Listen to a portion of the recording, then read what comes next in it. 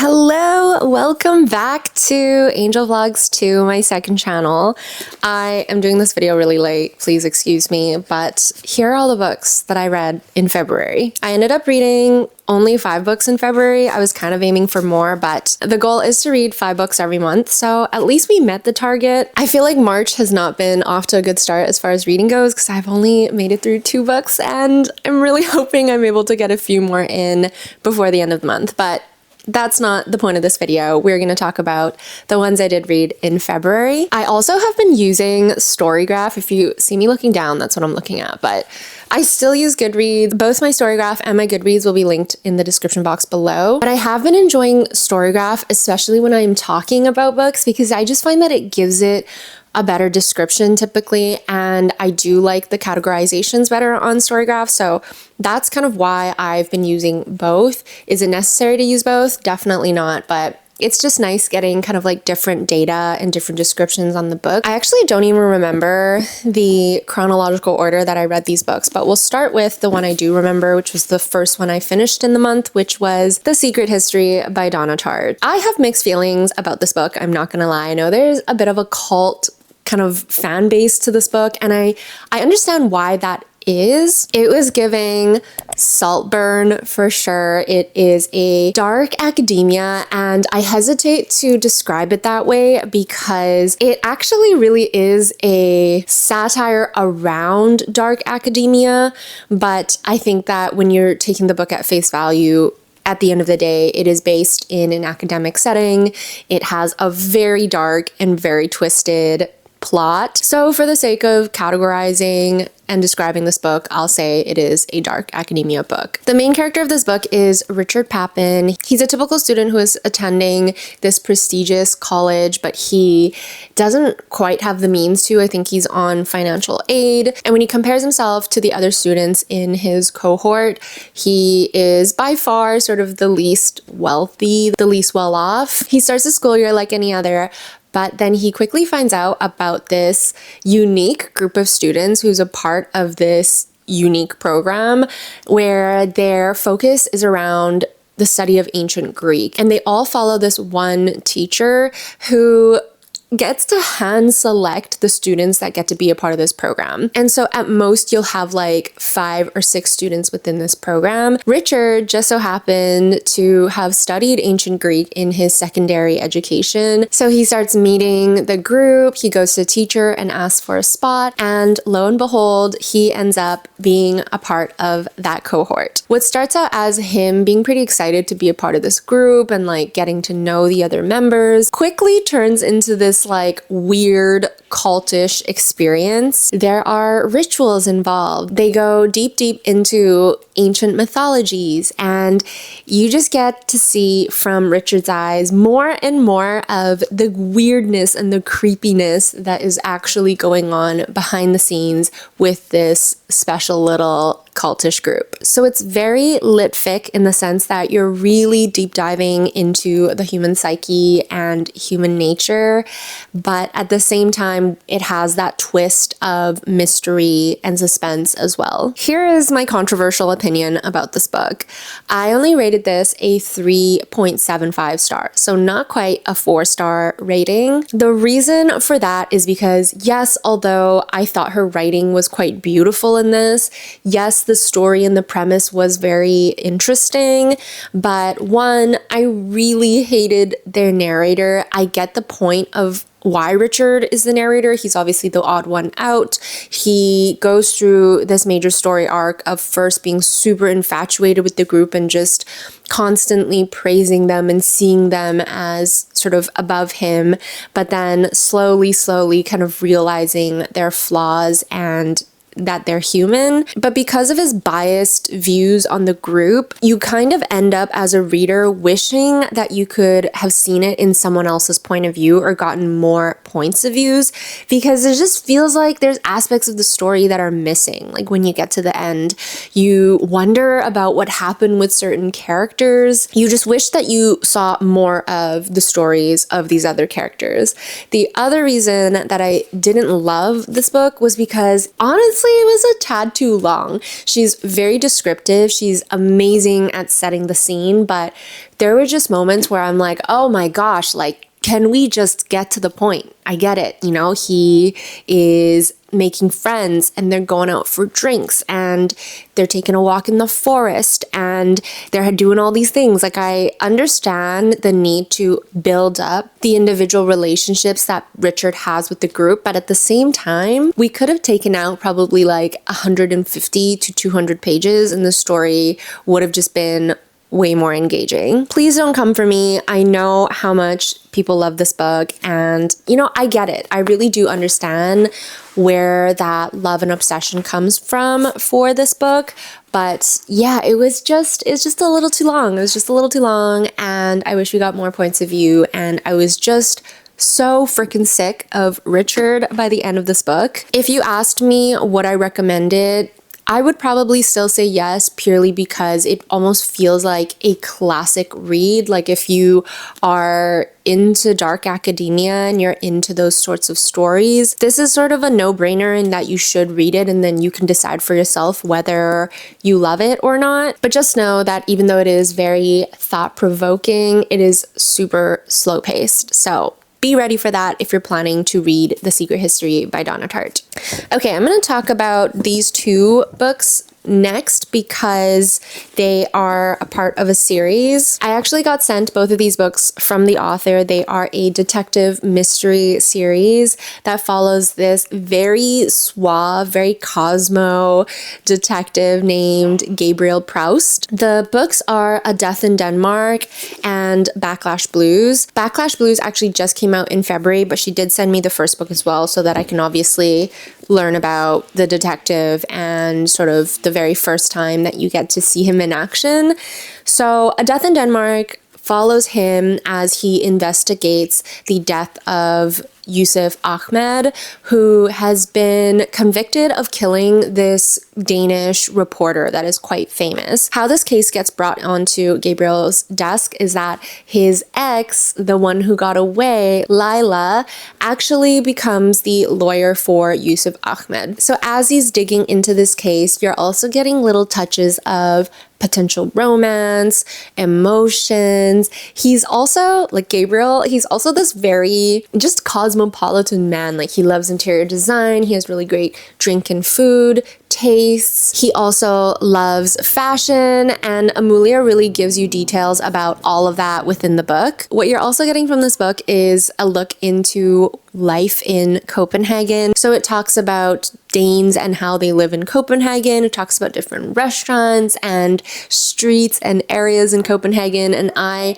personally really loved that. They also do travel to Berlin for a bit for the case, and that was really fun as well. And then on top of all of that, you're also getting some history as well. So this specific case has links and relations to the Nazi history and how the Danish people were involved during that period. I thought that it was a very well-rounded book because you are getting a little bit of all of those topics. You're getting the fashion, you're getting the love and the sexual tension, you're getting the mystery and the suspense, you're getting a little bit of violence, you're getting a bit of history, and you're getting this beautiful view of the city. So I actually really enjoyed A Death in Denmark. And then the second book, Backlash Blues, follows Gabriel again as he investigates an entirely different case, but we're going into the same theme. So there's obviously still his character and all that he loves. There is Copenhagen. He travels to New York for a short while during this one.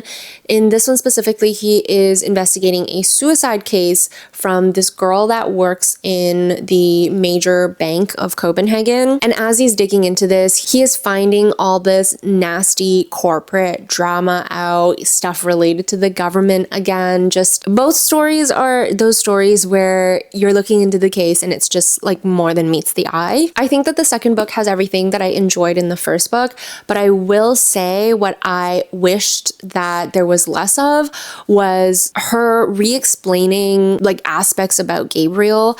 I think that the reason that she does that is so that if you pick up Backlash Blues on its own, you can still understand the story and understand who the characters are.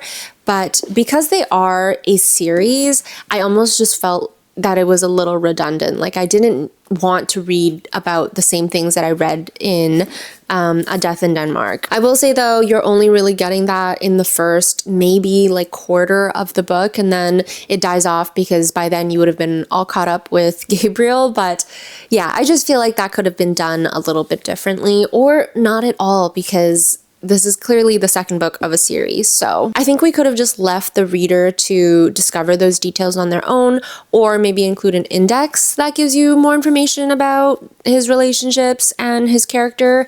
I don't know. I'm not a writer, so I don't know the best way to do this. I just thought that it felt a little repetitive. For book club in February, we read Little Fires Everywhere by Celeste Ng. I'm starting to realize that I really just love Celeste Ng as a writer. I think she does such an amazing job at describing like human psyche and human relationships, and her stories are always so well mapped out, and I find that they always feel satisfying and very well-rounded. This book talks specifically about this mother-daughter duo, Mia Warren and her daughter Pearl, and their experiences of moving into this very idyllic little community neighborhood called Shaker Heights. The whole thing behind Shaker Heights is it's meant to be this community that is perfectly designed. So there's a lot of uniformity.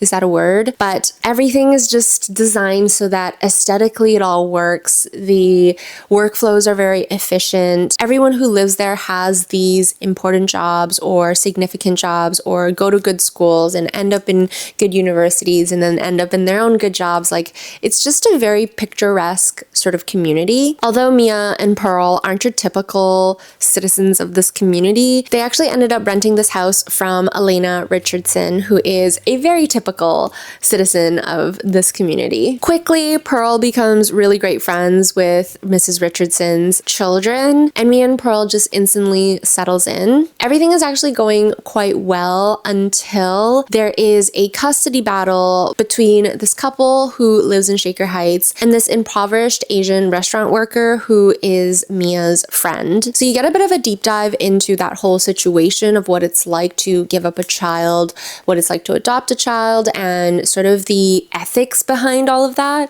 And while this is all happening, Mrs. Richardson and Mia finds themselves supporting like the opposing sides, and it starts to cause a lot of tension between the women and starts to leak through to the children as well. And you just get to look at what transpires between the two women and how it affects Mia's life, Pearl's life, and all of Mrs. Richardson's children's lives. I ended up giving this book a 4.5 stars, not quite 5 stars, because I didn't like this as much as I liked Everything I Never Told You. I found that even though that story was shorter, it just felt more engaging and it was just a more interesting read for me. But other than that aspect, I did really enjoy this and would definitely recommend it if you like those specific themes. All right, the last book that I read in February is This Is How You Lose the Time War by Amal El Motar and Max Gladstone. This book is hard to describe. It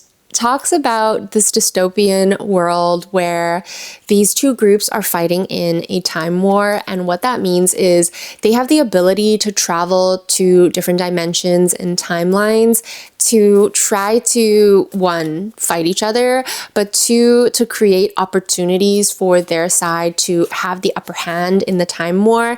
And so if you imagine like two groups of agents jumping through time and space and just trying to undermine the other's efforts, it sounds like this very sci-fi and exciting story, which it is, but the structure of the book is actually focused around the correspondence between two of the most beloved and highly ranked agents in each of these groups. So in the red group, you're getting like the machines of the world, very bionic, very mechanical. And then the blue side represents things that are more natural, more grown, more quote unquote down to earth. So each chapter in this book gives you a little slice of what's going on between these two groups, and then it follows it up with a letter either from red or blue, and you just deep dive into their relationship and their stories through these letters and through these little vignettes of the time war. I honestly absolutely loved this book. It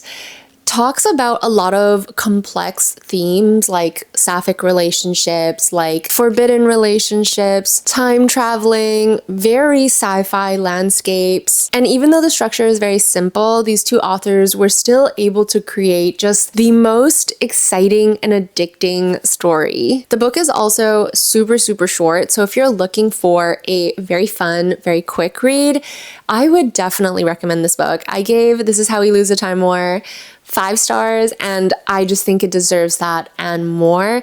It was actually also like the most romantic book that I read this year thus far, because I don't think it necessarily meant to be that way. It's just that the writing style and their relationship was so freaking beautiful that it just was touching and lovely and warming and heartbreaking and at times gut-wrenching. Like, it just hit the mark for me in every way, which was something I really wasn't expecting from this short little book, but man, did it make such a big impact in my reading journey this year. All right, those were the 5 books that I read in February. Honestly, I feel like it was a very successful reading month. I didn't DNF anything. I didn't dislike anything. I did probably have the most issue with The Secret History of all of these books, which is nuts, but overall I would say I had such an enjoyable reading month, and that's all I really asked for in life, you know? If you have read any of these books before, comment and let me know what you thought about them, whether you agree with my review and rating. But also, if you're planning to add any of these books to your TBR, let me know as well, and then come back here and let me know what you thought about them, because I love being able to actually discuss with you what you think about books. I find that that makes my reading experience a lot more fun, is being able to discuss it with people. So please do that. I'm really, fingers crossed, hoping that I make it through at least 3 more books in March, because it's gonna be such a sad video if I'm only talking to you about 2 books for my March video. So stay tuned and pray for me. That's it though. I hope you're having an amazing day wherever you are in the world, and I'll see you in my next video. Bye!